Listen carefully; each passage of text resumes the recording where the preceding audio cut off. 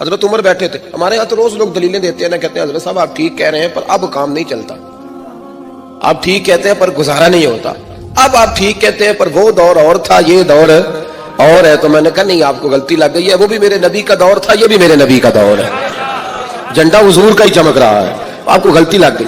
اب لوگ دلائل دیتے ہیں. حضرت عمر گھر میں بیٹھے تھے تو ان کا بیٹا بھی ساتھ بیٹھا تھا, کسی مسئلے پر بات ہونے لگی. حضرت عمر نے اپنی بات کی مضبوطی میں نبی پاک علیہ السلام کا ایک فرمان سنایا. تو آپ کا صاحبزادہ کہنے لگا ابا جی وہ تو ٹھیک ہے, لیکن جب یہ لفظ اس کی زبان پہ تو حضرت عمر نے تلوار نکال لی. فرمایا اٹھ نکل میرے گھر سے, میں رسول اللہ کی بات کرتا ہوں تو اگر مگر کرتا ہے, میں حضور کا فرمان سنا رہا ہوں تو اگر مگر کرتا ہے, نکل جا, کوئی جگہ نہیں تیرے لیے, چل دوڑ جا.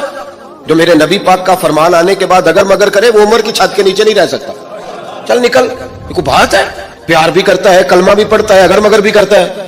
کہتا ہے نہیں جی ابھی انتظار کر رہا ہوں, دیکھ رہا ہوں, سوچ رہا ہوں. بھئی تو مسلمان ہے, اب تیرا کام ماننا ہے, تو نے عمل کرنا ہے, تو نے لا تو لا اللہ نہیں کرنا, تو نے بات مانی. حضرت عمر نے گھر سے نکال دیا. بچہ کئی دن منتیں کرتا رہا, کوئی نہیں چھٹی ملی گھر آنے, کوئی نہیں چھٹی ملی. وہ امیر المومنین حضرت ابو بکر صدیق کے پاس گئے, کہنے لگے ابا جی سخت ہیں, آپ کو پہلے بھی پتا ہے, میری سفارش تو کریں. تو جناب صدیق اکبر گھر آئے, کہنے لگے چل بس کر, تو سختی ہو جاتا ہے, چھوڑ دے.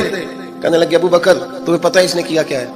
کہا ہاں, یہ کہتا ہے کہ حدیث میں وہی تائید ہی کرنے لگا تھا بس, لیکن نکل گیا منہ سے. کیا لفظ ہے حضرت عمر کے. فرمانے لگے ابو بکر دل پہ ہاتھ رکھ کے بتا, تیرا بیٹا ایسے کرتا تو کیا کرتا؟ جناب صدیق اکبر رو پڑے, فرمایا میرا امتحان نہ لے. ابو بکر رو پڑے, میرا امتحان نہ لے, مجھ سے نہ پوچھ کہ میرا بیٹا حضور کے مقابلے میں اگر مگر کرتا تو کہا آپ کیا کرتے؟ تو جناب ابو بکر فرمانے لگے تو نے تو تلوار اٹھائی تھی نا, میں نے مار بھی دینی تھی, تو اٹھائی تھی. اگر مگر یہ غلام ہے, یہ نبی پاک کا غلام ہے, اس کو کہہ دیا جھوٹ حرام ہے تو کہتا میرا گزارا نہیں, اس کو کہا گیا یہ چیز غلط ہے تو کہتا کام نہیں چلتا. تو غلام ہے, جس کو آپ نے غلام رکھا ہوا ہے, نوکر رکھا ہوا ہے, آپ اس کو کہیں جا 5 کلو چینی لے آ, وہ اگر آپ سے کہے نہیں 2.5 کلو منگا لو, مان لو گے بات؟ وہ کہے نہیں جی ابھی ٹائم نہیں, 5 کلو کیسے اٹھاؤں گا, بڑا مشکل کام ہے, 10 کلو سبزی بھی تو لانی ہے, تو مان لیتے ہو. اللہ رسول کو کہتے ہو آہستہ آہستہ نماز پڑھوں گا, آہستہ آہستہ نیک ہو جاؤں گا. امام احمد بن حنبل رحمت اللہ تعالی علیہ فرماتے ہیں مارکیٹ گیا, منڈی گیا, ایک غلام خرید کے لایا. گھر لا کے میں نے اس کو پوچھا تیرا نام کیا ہے؟ کہنے لگا حضور غلاموں کا نام نہیں ہوتا, آپ کسی اور کو بھی آواز دیں گے تو میں سمجھوں گا مجھے ہی بلا رہے ہیں. آپ نے فرمایا تو کھائے گا کیا؟ کہنے لگا حضور غلاموں کے نخرے نہیں ہوتے. امام صاحب فرماتے ہیں مجھے وجد ہو گیا اس کی باتوں سے, میرا وجود کے رونگٹے کھڑے ہو. میں نے تیسرا سوال پوچھا, میں نے کہا تو یہ کمرے ہیں حجرے کوئی پسند کر لے, کہاں رہے گا؟ کہتے ہیں وہ رو پڑا, میرے پاس آ گیا. کہنے لگا حضور مجھے غلام ہی رہنے دیں, میری عادتیں نہ خراب کریں. حضور آپ جہاں آپ کا دل کرے نا اشارہ کر دینا, میں وہیں سو جاؤں گا. امام صاحب کہتے ہیں میں نے اسے کہا اٹھو یار, وہ کھڑا ہوا تو میں نے کہا سینے لگ جا, تو آزاد ہے, تو غلام بننے کے نہیں, تو آقا بننے کے قابل ہے. تو راتی جاگے تے شیخ صداویں تے راتی جاگ دے کتے تیتھوں اتے. حضرت بابا بلے شاہ صاحب نے بڑی پتے کی بات سمجھائی. کہنے لگے تو نے ایک کتا رکھا ہوتا ہے, تو اس کا مالک ہوتا ہے, ایک روٹی تو ڈالتا ہے اسے, کتا دوسری مانگے تو جوتا اٹھا لیتا ہے. اور فرمایا وہ ایک روٹی کھا کے نا ساری رات تیری پہرے داری کرتا ہے, ایک لقمے کی وجہ سے ساری رات کتا تیرے دروازے پہ کھڑا ہے. اور فرمانے لگے تو اے سی میں سوتا ہے, وہ جا کے نا کسی نالی میں سویا رہتا ہے. فرمایا جس کا تو مالک ہے تو اپنی نعمت دیکھ اور اس کی نوکری دیکھ. اب یہ دیکھ جو تیرا مالک ہے اس کی نعمتیں کتنی ہے اور تیری نوکری کتنی ہے, یہ ذرا غور کر. فرمانے لگے راتی جاگے تے شیخ صداویں, راتی جاگ دے کتے تیتھوں کتے, مالک دا در مول نہیں چھڈ دے, پاویں مارو 100 جتے تیتھوں اتے, ایک برکی دا قدر پچھانن, پاویں مالک ہو من ستے تیتھوں اتے. اٹھ بلیا چل یار منا لے, نہیں تے بازی لے گئے نہیں کتے. اٹھ بلیا چل یار منا لے, نہیں تے پھر بازی لے گئے نہیں, وہ تو بازی لے گئے, آگے گزر گئے. بھائی ایمان کا مطلب ہے مان لیا تو بس, مان لیا تو بس. مسلمان کہہ رہا ہے کیسے ہوگا جی, نماز پڑھنے سے برکت کیسے ہوگی؟ اللہ کہتا ہے ایسے ہوگی کہ وَيَرْزُقْهُ مِنْ حَيْثُ لَا يَحْتَسِبُ, جب تم مجھ سے ڈرے گا تو میں وہاں سے روزی دوں گا کہ تیرا کبھی گمان بھی نہیں گیا ہو. آؤ میں تمہیں وہ اس بارگاہ پہ لے جاؤں جس نے سب کو شان عطا فرمائی ہے. حضرت ابوبکر صدیق رضی اللہ تعالیٰ عنہ خلیفۃ المسلمین بنے. خلیفہ بنے تو سویرے, جس رات خلیفہ بنے سویرے سر پہ ٹوکری رکھی, منڈی کی طرف جا رہے ہیں. حضرت عمر فاروق رضی اللہ تعالیٰ عنہ مولا علی شیر خدا کو کسی نے بتایا کہ وہ تمہارا خلیفہ تو جا رہا ہے مزدوری کرنے، وہ تو جا رہا ہے کمائی کرنے. حضرت علی شیر خدا مولا کائنات جناب فاروق اعظم دونوں نے رستے میں روکا. ابو بکر کہاں جا رہے ہو؟ فرمانے لگے کام کرنے جا رہا ہوں، مزدوری کروں گا، منڈی میں جاؤں گا، تجارت کرتا تھا اس کو جاری رکھوں گا، بچوں کا پیٹ بھی تو پالنا ہے. اب تمہاری حکومت کے پیچھے بچے تو نہیں نا بھوکے مروا لینے، میں نے کچھ کرنا تو ہے. حضرت عمر کہنے لگے چلا آ کے بیٹھ، ہم صحابہ کو اکٹھا کرتے ہیں اور مال غنیمت سے تیرا وظیفہ لگاتے ہیں، آپ کو وظیفہ ملے گا ماہانہ، تو آپ بیٹھ کر کے مسجد میں تو ڈیوٹی کریں. بیٹھ گئے، مشاورت ہوئی تو حضرت ابو بکر صدیق رضی اللہ تعالیٰ عنہ سے پوچھنے لگے جناب بتلائیے آپ کا کتنا وظیفہ لگایا جائے؟ تو حضرت ابو بکر صدیق فرمانے لگے اتنا لگا دو جتنے ایک مزدور کی تنخواہ ہوتی ہے. تو ایک صحابی بول کے بڑے میٹھے اور دھیمے لہجے میں کہنے لگے ابو بکر اگر تیرا گزارا نہ ہوا تو، اگر تیرا گزارا نہ ہوا تو. ابو بکر صدیق فرمانے لگے اگر میرا گزارا نہ ہوا تو میں مزدوروں کی تنخواہوں میں اضافہ کر دوں گا، اگر مزدوروں کے گھر جلنے لگیں گے تو میرا بھی چلے گا، میں ان کی تنخواہیں بڑھاؤں گا صرف اپنی. تو مزدور کے حقوق کا تعین کیا. سب سے پہلے تو میرے نبی پاک علیہ السلام نے منع فرمایا، فرمایا جس کو مزدوری پر رکھو پہلے اس کے ساتھ اجرت طے کرو. حضور صلی اللہ علیہ وسلم نے فرمایا جب تک اجرت واضح نہ ہو جاؤ کسی کو کام پر، جب تک اجرت واضح نہ ہو جائے، مکمل نہ ہو جائے کہ کیا دینا ہے طے کریں. کیا لوگے جو جناب دے دیں گے لے لوں گا، شریعت اس کو پسند نہیں کرتی، محبوب نہیں رکھتی. پہلے اس کے ساتھ پہلا حق مزدور کو یہ دیا کہ اس کی اجرت پہلے، بولیے اجرت پہلے اجرت طے ہوگی، یہ پہلا حق ہے. اور مزدور کا دوسرا حق کیا بیان کیا میرے نبی پاک نے؟ فرمایا جب، اور یہ ایسی اعلیٰ بات ہے کہ جتنے حقوق لکھنے والے ہیں نا، جتنے بین الاقوامی سطح پر انسانی حقوق کا چارٹر بنانے والے ہیں، وہ کہتے ہیں کہ یہ ایسا نقطہ حضور نے بیان کر دیا ہے کہ اس سے آگے کو بڑھ ہی نہیں سکتا. یہ ایسی بات ہے کہ جس کی شرح بھی کوئی نہیں کر سکتا. میرے حبیب کریم علیہ الصلوۃ والسلام نے فرمایا پہلے طے کرو. اور کیا خوبصورت لفظ ہے، قانون بنا دیا. فرمایا جب مزدور مزدوری کر لے تو اس کا پسینہ خشک ہونے سے پہلے اسے ادا کر دینا. اس کا پسینہ خشک ہونے سے پہلے اسے اس کی مزدوری دے دو. ایک صحابی اپنے خادم غلام کو مار رہے تھے تو میرے نبی پاک تشریف لائے، اور میں کیوں اسے مار رہا ہے؟ حضور غلطیاں بڑی کرتا ہے. تو نبی پاک نے فرمایا جتنا تجھے اس پر اختیار ہے نا، اس سے کہیں بڑھ کر میرے رب کو تیرے اوپر بڑا اختیار ہے. کہا حضور یہ بڑی غلطی کرتا ہے، میں آخر کتنا معاف کروں؟ تو حضور نے فرمایا اتنا معاف کر جتنا میرا رب تجھے معاف فرماتا ہے. پتہ ہے تیری صبح سے لے کر شام تک کتنی کوتاہیاں ہیں. درگزر کا حکم دیا. پہلا حق یہ دیا مزدوری طے کرو. دوسرا حق یہ دیا پسینہ خشک ہونے سے پہلے ادا کرو. تیسرا حق یہ دیا کہ اس سے درگزر کرو، غلطی ہو جائے تو درگزر کرو. تو یا رسول اللہ مزدوری کتنی دیں؟ میرے نبی پاک بخاری مسلم حضور سید عالم صلی اللہ علیہ وسلم نے فرمایا مزدور کا حق بیان کیا نبی پاک نے، اور ایک بات ارشاد فرمائی تو اس کے اندر کئی پہلو، ایک حدیث میں کئی پہلو بیان فرمائے. حبیب پاک نے فرمایا جیسا تم کھاتے ہو ویسا ہی اسے. بھائی بس ختم ہو گئی بات. اتنی بڑی بات کر دی سرکار نے. کبھی دیکھا ہے آپ نے کہ مزدور کو ایسے کھلایا جا رہا ہو جیسا مالی کھا رہے ہیں؟ حضور نے فرمایا بھائی مزدوروں کا حق یہ ہے کہ جیسا تم نے کھانا ہے ویسا اسے کھلانا ہے، اور فرمایا جیسا تم نے پہننا ہے ویسا اسے پہنانا ہے. اور پھر میرے حبیب کریم علیہ الصلوۃ والسلام نے ارشاد فرمایا اس کی ہمت سے بڑھ کر تم اس پر بوجھ نہیں ڈال سکتے. جتنا کام وہ کر نہیں سکتا اتنا تم اسے دے نہیں سکتے. اور فرمایا اگر اتنا کام دینا ہے جو اس کی ہمت سے زیادہ ہے تو میں اس کے مالک کو کہتا ہوں وہ بھی اٹھ کے مزدور کے ساتھ کام پہ لگ جائے، اٹھے اس کے ساتھ کام میں شریک ہو جائے. مزدوری کا بھی تعین فرمایا، اور پھر اس کو کام کس مقدار کا دینا ہے، مزدور کو کس قدر زیادہ اس پر بوجھ ڈالا جائے گا، یہ بھی مصطفیٰ کریم نے بیان فرمایا. فرمایا جو لا یکلف اللہ نفسا الا وسعہا، اللہ بھی تم پر وہ بوجھ نہیں ڈالتا جو تم اٹھا نہیں سکتے. تو کسی مزدور کو تم ایسا کام نہیں بتاؤ گے. حضرت عثمان غنی رضی اللہ تعالیٰ عنہ ایک دن حضرت عمر فاروق سے کہنے لگے عمر بس کر دے یار، تیرے بعد بھی تو لوگوں نے خلیفہ بننا ہے، کیسے کوئی تیرے رستے پہ چلے گا؟ تو حضرت عثمان غنی سے جناب عمر کہنے لگے کیا ہو گیا؟ آپ فرمانے لگے کل میں دیکھ رہا تھا کہ لوگ باغ میں مزدوری کر رہے تھے اور آپ امیر المومنین ہو کے ان کا ہاتھ بٹا رہے تھے. تو حضرت عمر کہنے لگے بوڑھے تھے، بیمار تھے، مزدوری کر رہے تھے تو پسینہ بہ رہا تھا، کیا ہو گیا اگر تھوڑا سا میں نے ساتھ دے دیا؟ حضرت جناب سیدنا فاروق اعظم یہ لفظ کہتے ہوئے رو پڑے. آپ فرمانے لگے میں کسی بادشاہ کا شہزادہ نہیں، میں بھی اسی باپ کا بیٹا ہوں جو اونٹ چرا کے گزارا کیا کرتا تھا.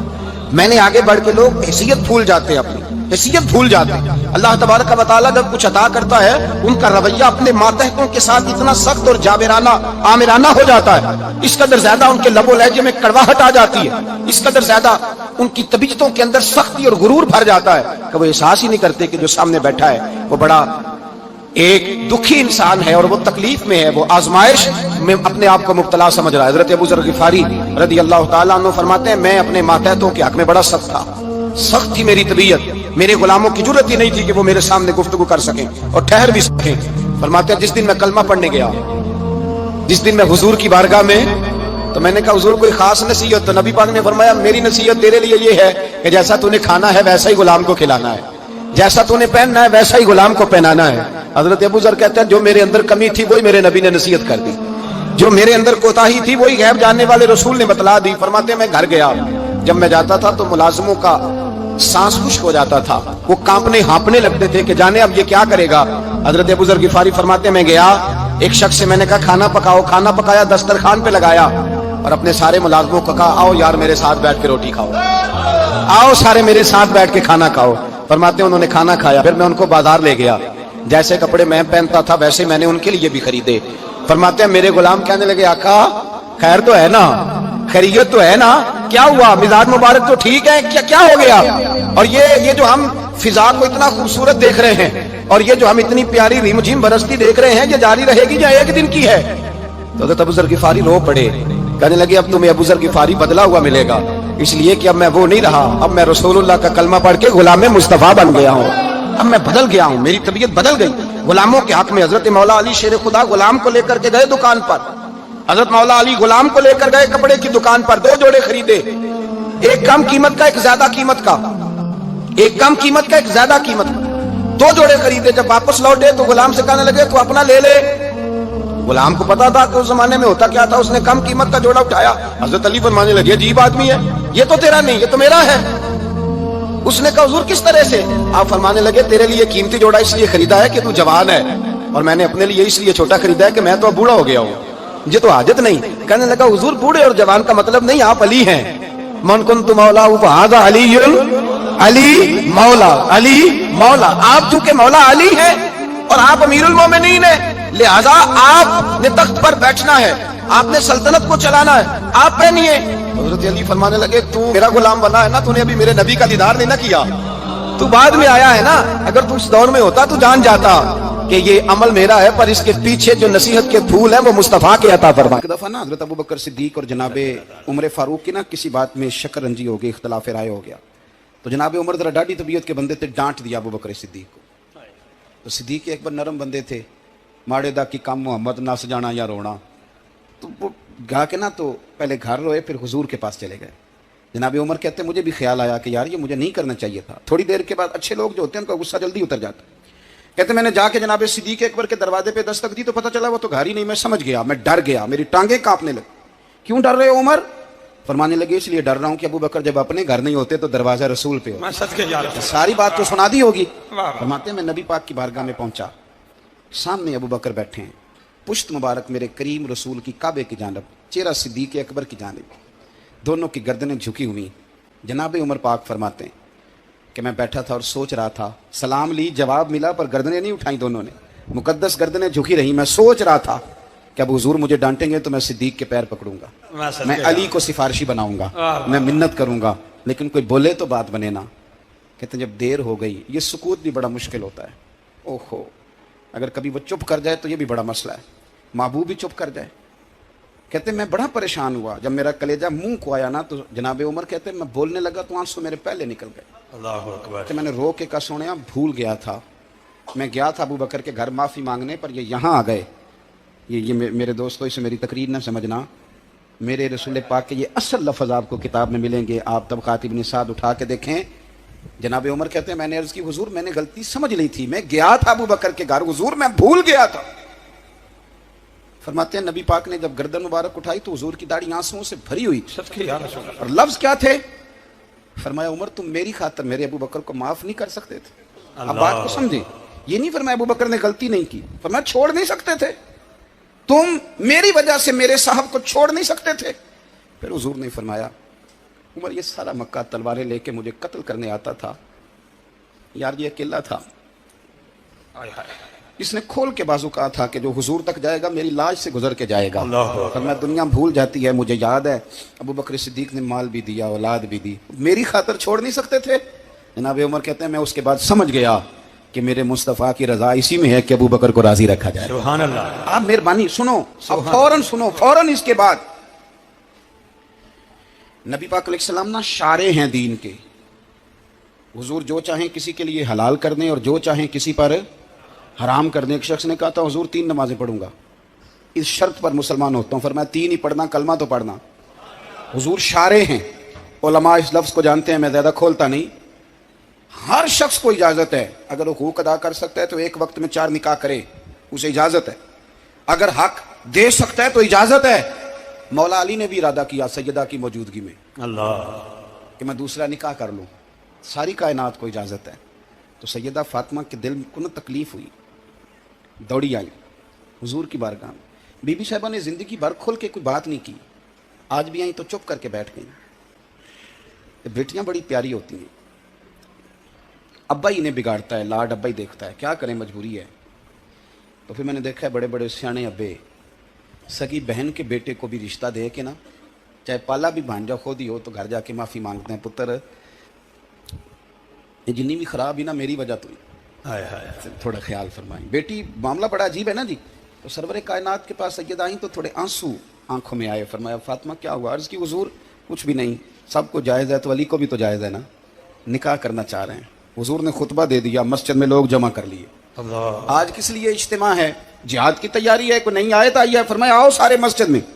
خطبہ کتنا مختصر سا، مختصر توجہ ہے میرے بھائیوں کی. جی بسم اللہ. ادھر دیکھو میرے مختصر سا خطبہ، 2 حرفی بات. حضور فرمانے لگے بھئی میری بات غور سے سن لو، یہ جو فاطمہ ہے نا یہ میرے جگر کا ٹکڑا ہے، براۃ منی ہے، یہ میرے جگر کا ٹکڑا ہے. جس نے اسے راضی کیا اس نے مجھے راضی کیا، اور جس نے اسے ناراض کیا اس نے مجھے. ختم ہو گئی بات، 2 حرفی بات. حضرت مولا علی کہتے ہیں باقی سارے ایک دوسرے کا منہ دیکھ رہے تھے کہ آج اس خطبے کی کیا ضرورت. تو مجھے تو سمجھ آ رہی تھی نا. شیر خدا کہتے ہیں میں چپکے سے اٹھا اور سیدہ کے پاس گیا. میں نے کہا میں نے تو بات ہی کی تھی، تو پہنچ گئی ہے. کہتے ہیں اتنی دیر میں حضور بھی آ گئے. فرمایا علی سن، سب کے لیے دوسرا نکاح جائز ہے، پر جب تک میری فاطمہ ہے تیرے لیے جائز نہیں. تو نہیں کر سکتا، تیرے لیے جائز نہیں. جناب صدیق اکبر کے لیے رسول پاک نے کہا میری وجہ سے چھوڑ نہیں سکتے تھے. سیدہ پاک کے لیے فرمایا جب تک میری بیٹی ہے تیرے لیے جائز ہے. ادھر سنو، قرآن مجید نے کہا قل لا اسألکم علیہ اجرا. ہم آیت تبرک کے لیے ہمارے یہاں پڑھی جاتی ہیں اور تبرک کے لیے سنی جاتی ہیں. کائنات کا بہت بڑا ادیب شاعر سارے بندے کٹھے کر لے تو جو 2 لفظ قرآن پاک نے اہل بیت کی شان کے لیے کہہ دی، مقابلہ نہیں ہو سکتا. بات کو سمجھیں. کسی درویش نے کہا تھا اصلاں نال جے نیکی کریے تے وہ نسلاں تاک نہیں بھول دے، تے بے اصلاں نال نیکی کریے تے پھول کنڈیاں نال تل دے.